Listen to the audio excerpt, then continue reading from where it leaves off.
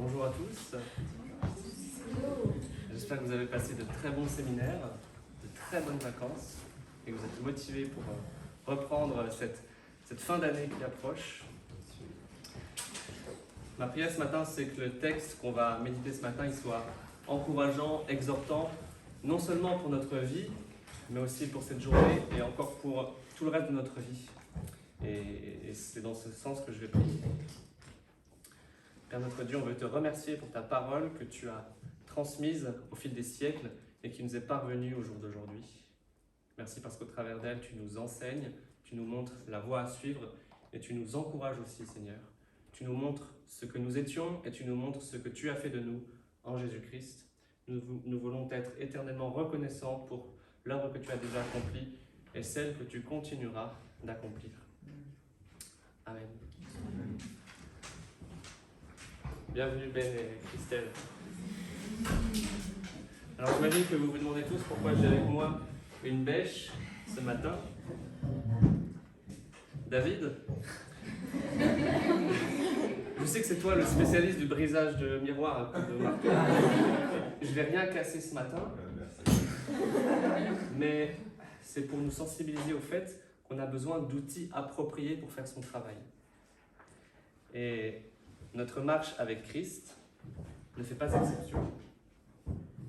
Donner aux chrétiens des outils pratiques et théologiques pour leur lutte contre le péché, c'est l'objectif de Jean tout au long de cette épître. Et c'est ce que je vais illustrer au travers de cette bêche, qui était censée être une pelle à la base, mais bon, ça revient au même. Avant les séminaires, Donovan nous avait partagé que Jean enjoignait les chrétiens à se purifier. Aujourd'hui, on va voir que Jean équipe les enfants de Dieu dans leur marche avec Christ contre le péché. On va voir ça au travers d'un développement en 3 points.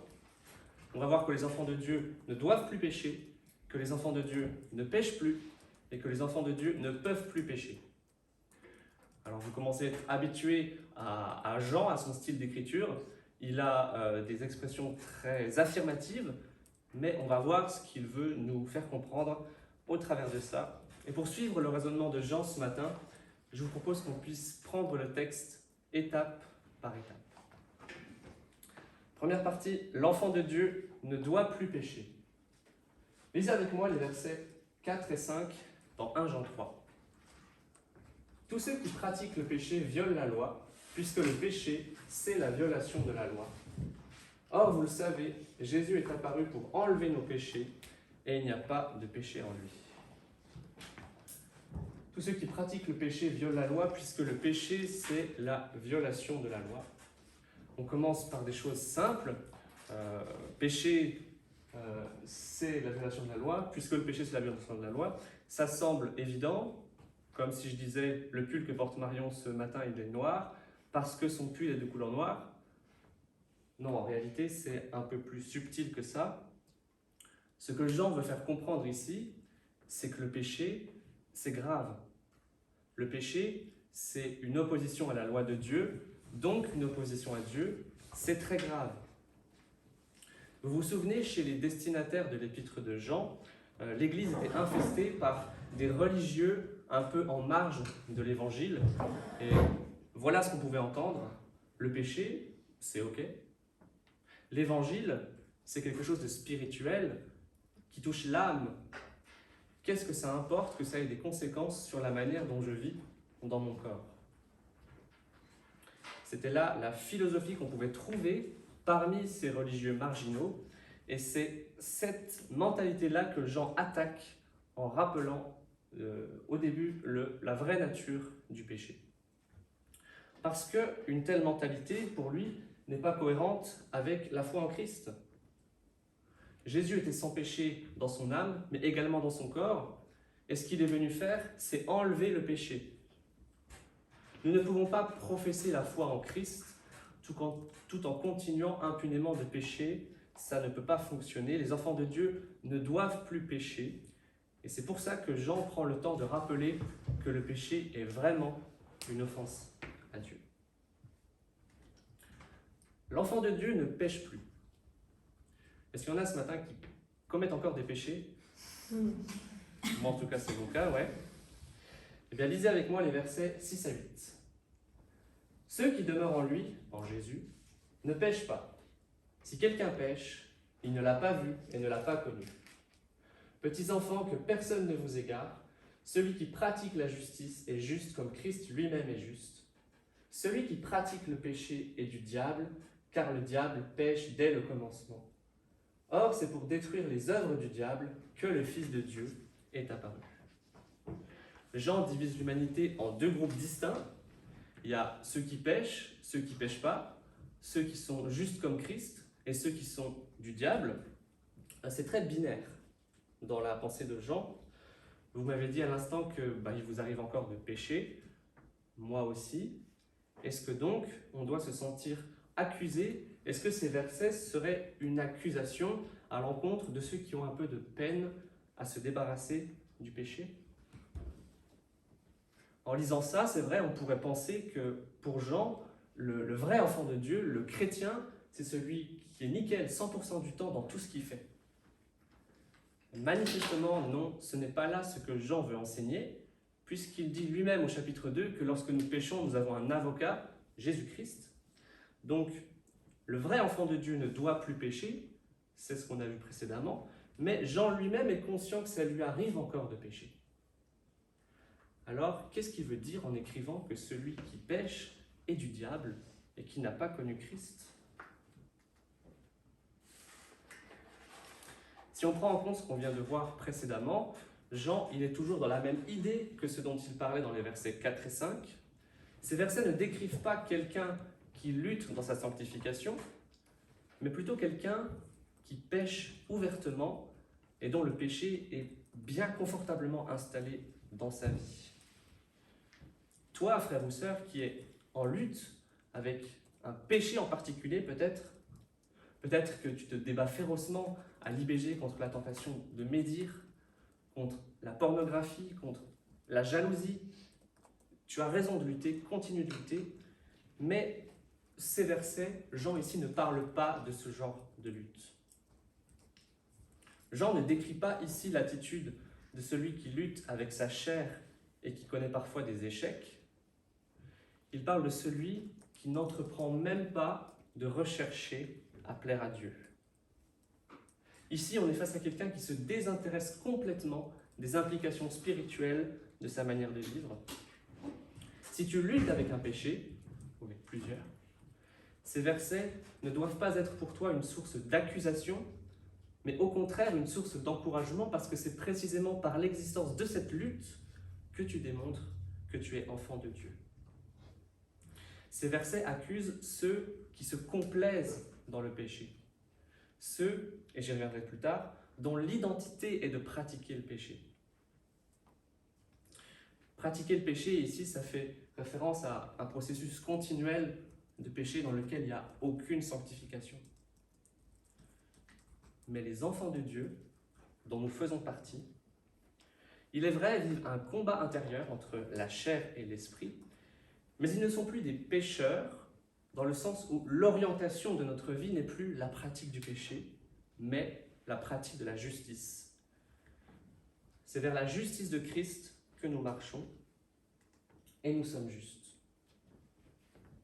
Jean identifie ici celui qui n'est qu'un chrétien de façade. Il pêche, et ça ne lui pose aucun problème. Ceux qui sont à Christ commettent encore des péchés, mais la repentance et la sanctification va caractériser leur vie plutôt que l'endurcissement dans le péché. Et bien évidemment, on ne perd pas l'orientation christologique dans tout ça. C'est bien évidemment la présence de Jésus-Christ qui permet aux enfants de Dieu de pratiquer la justice. Jean ne prêche pas les efforts religieux, il prêche une union spirituelle au Christ. On est toujours fondé sur la grâce, on est toujours fondé en Jésus-Christ. Si vous aimez bien les slogans, on peut résumer l'idée de cette manière-là. Les enfants de Dieu commettent des péchés, mais ils ne sont plus des pécheurs. La vie des enfants de Dieu se reconnaît en ce qu'elle tend à ne plus pécher. Vous vous rappelez que Jean, il donne des clés aux chrétiens pour les rassurer dans leur salut, dans cet épître. Et voici encore une de ces clés. Vous avez la preuve que vous êtes enfants de Dieu si le péché en vous est quelque chose qui tend à disparaître. C'est pas encore complètement disparu, on est d'accord, mais ça y tend. Le péché ne caractérise plus votre vie. Et c'est pour ça que Jean n'hésite pas à dire « vous ne péchez plus ». Vous chutez, mais vous ne menez plus une vie de péché.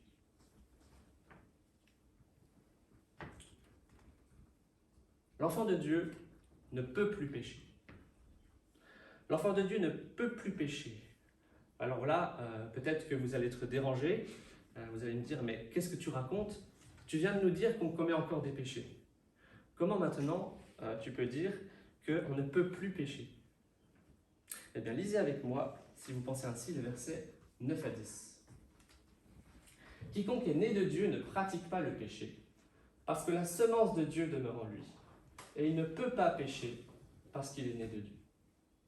C'est à cela que l'on reconnaît les enfants de Dieu et les enfants du diable. Celui qui ne pratique pas la justice n'est pas de Dieu. Jean, il est toujours ici dans cette volonté de vouloir définir ce qui caractérise un véritable enfant de Dieu, ce qui le rend différent qu'un autre. Et c'est pour ça que tout au long de sa lettre, Jean divise l'humanité en deux groupes distincts.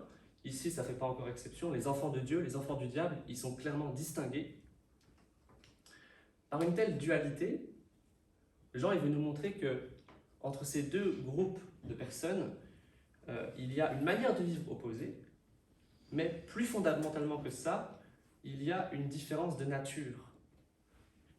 Ce ne sont pas simplement deux groupes de personnes qui agissent différemment, ce sont deux humanités parallèles. Une humanité est caractérisée par la pratique du péché, l'autre humanité, elle commet encore des péchés, elle chute encore, comme on l'a vu, mais elle est caractérisée par la pratique de la justice. Et si elle est caractérisée par la justice, c'est parce que sa nature a changé, car elle a reçu, cette humanité-là, la semence de Dieu. Cette semence de Dieu qui demeure en lui, l'apôtre Pierre, il en parle aussi dans son épître. Vous pouvez lire dans 1 Pierre 1, au verset 23, « Puisque vous avez été régénérés, non d'une semence corruptible, mais d'une semence incorruptible, par la parole vivante et permanente de Dieu. » Et il ajoutera au verset 25, « Cette parole est celle qui vous a été annoncée par l'Évangile. » Celui qui a reçu cette semence de Dieu, il est né de Dieu. On y voit là un écho à la nouvelle naissance, ce baptême, cette régénération qui est opérée par le Saint-Esprit dont parle Jésus. Le Saint-Esprit, par l'Évangile, n'a pas simplement changé nos actions, mais il a changé toute notre nature en profondeur, de manière à ce que nous ne pouvons plus désirer vivre comme nous vivions avant. Et c'est pour cela que Jean écrit qu'en tant qu'enfants de Dieu, nous ne pouvons plus pécher, parce que notre nouvelle nature ne supporte plus une vie dans le péché. Personnellement, depuis que je suis en Christ, il y a un tas de trucs qui ont changé, gloire à Dieu, mais il m'arrive encore de temps en temps de me comporter comme j'étais avant. Et la différence entre avant et maintenant, c'est qu'avant, ça ne me posait pas de problème. Maintenant, je sais que je pêche, et quand ça arrive, je me sens tellement mal. Il ne m'est plus possible de me jeter à corps perdu dans le péché. Je ne peux plus prendre plaisir à ça, je ne peux plus m'accoutumer au péché comme je le faisais avant, parce que Dieu a changé ma nature. Et je pense que c'est cette idée-là dont il est question. Et à propos de cette semence de Dieu qui fait naître de nouveau, Jean n'utilise pas n'importe quel terme, n'importe quelle expression. Il parle en grec de sperma, ça traduit semence, mais aussi descendance, postérité. Ça traduit l'idée que nous sommes recréés par Dieu spirituellement. Ça se rattache au terme « né de Dieu ». L'idée qu'il y a derrière ça, c'est une comparaison avec notre naissance physique par la semence physique de nos parents. Ici, c'est pareil, c'est une réelle naissance, c'est une réelle création, mais au niveau spirituel, par la semence spirituelle de Dieu, notre Père. Et c'est ça qui fait, c'est cette semence qui nous recrée, qui fait que nous ne pouvons plus vivre dans le péché. Et de la même manière que la naissance de nos parents, elle sera définitive et irrévocable, et bien de la même manière, la naissance spirituelle de l'esprit sera définitive et irrévocable. Ça n'aurait pas plus de sens d'imaginer que Dieu puisse nous retirer cette semence qui nous a fait naître de nouveau que d'imaginer qu'on puisse nous retirer les gènes de nos parents. En d'autres termes, la Bible enseigne explicitement que vous ne pouvez perdre ni votre salut, ni votre statut d'enfant de Dieu. Et c'est cette affirmation forte qui émane de ce terme, les enfants de Dieu ne peuvent plus pécher. Les enfants de Dieu peuvent chuter, vous le savez très bien je pense, mais les enfants de Dieu ne peuvent pas retomber dans leurs conditions d'antan, parce qu'ils ont été recréés. Ils sont une nouvelle personne, une nouvelle humanité en Jésus-Christ. Ils ne peuvent plus pécher car ils n'appartiennent plus au péché. Beaucoup d'entre nous, je pense, connaissons des personnes qui ont marché un temps avec le Seigneur, puis qui se sont détournées pour retourner dans le péché. Ces personnes-là, peut-être n'ont-elles jamais été enfants de Dieu, peut-être le sont-elles, et alors elles reviendront, car Dieu ne renie pas ses enfants. Et il n'y a pas de troisième possibilité. Celui qui est né de Dieu ne peut pas continuer à vivre dans le péché, car il est une nouvelle création qui n'a plus la vie de péché dans son processus. Et ainsi, les lecteurs de Jean, ils sont encouragés à persévérer, ils sont encouragés, même dans leurs difficultés, à continuer de garder le bon combat, parce qu'ils ont cette double assurance, assurance présente par leur sanctification, comme on l'a vu tout à l'heure, et maintenant aussi espérance future, puisqu'ils ont maintenant l'assurance que Dieu les a transformés de manière à ce qu'ils ne se retombent plus dans leur ancienne manière de vivre, si ce n'est occasionnellement, et alors auquel cas, il y aura une repentance. C'est une assurance à vie que Jean nous présente, mes amis. Une assurance à vie. La persévérance des saints, c'est cette doctrine qui dit que celui qui est sauvé ne peut pas perdre le salut. Ce n'est pas simplement une doctrine théologique qui est déconnectée de notre manière de vivre, c'est un réel et puissant encouragement à nous approprier le fait que rien ne pourra nous retirer cette espérance en Christ que nous avons. Alors marchons de l'avant. Si vous connaissez un frère ou une sœur qui est éprouvé dans sa foi, ou si à un moment dans votre vie vous avez des doutes, vous avez des épreuves, plongez-vous dans la première épître de Jean. Je vais terminer avec quelques applications. Doctrinales, premièrement. Si ce n'est pas déjà le cas, je vous invite vraiment à mettre l'assurance du salut et la persévérance des saints dans votre boîte à outils théologique pour votre marche avec Christ. Et ces outils vont donner du corps aux applications pastorales que je vais donner maintenant. Sois en paix avec Dieu. Vraiment. Vraiment. Écoutez, ce n'est pas tous les jours facile de s'approprier le pardon et la justice de Dieu quand on voit nos vies. Si tu te sens accablé par ton péché, Jean te propose une profonde libération. Dieu t'a régénéré, tu es une nouvelle créature dès maintenant. Et si tu es encore triste des péchés que tu peux commettre, eh bien c'est justement la preuve que tu as cette nouvelle nature qui ne supporte plus la vie dans le péché. La tristesse du péché est une preuve de notre salut plutôt qu'une occasion d'être accusé. Le principe corollaire à ça, fuyons le péché, mes amis. Un poisson n'est pas fait pour vivre sur la terre ferme, sa nature est aquatique. Un ours polaire ne peut pas vivre en plein Sahara, sa nature est faite pour les basses températures. Nous ne pouvons plus vivre dans le péché, ce n'est plus notre nature. On ne va pas se mentir, le péché, il est séduisant. Parfois même, on y prend plaisir. Mais considérons ce que Dieu a fait en nous. Il nous a transformés, ces choses ne peuvent plus nous combler. Nous sommes faits pour une existence de sainteté avec Christ, et c'est ça qui nous rendra vraiment heureux, parce que c'est notre nature. Et encore un avertissement pour ceux qui se complaisent dans le péché, ça existe encore aujourd'hui. Ce n'était pas que dans les sectes marginales du 1er siècle, Un chrétien qui ne porte pas de fruits, nous sommes en droit de remettre en question le fait qu'il ait vraiment connu Dieu. Et ce genre de profil existe, même dans nos églises.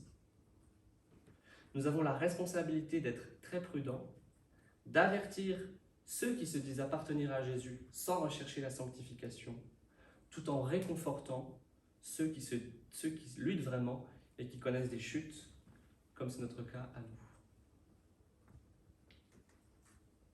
En conclusion, à la PC de cette méditation, menons une vie juste et exempte de péché parce que nous sommes déjà enfants de Dieu.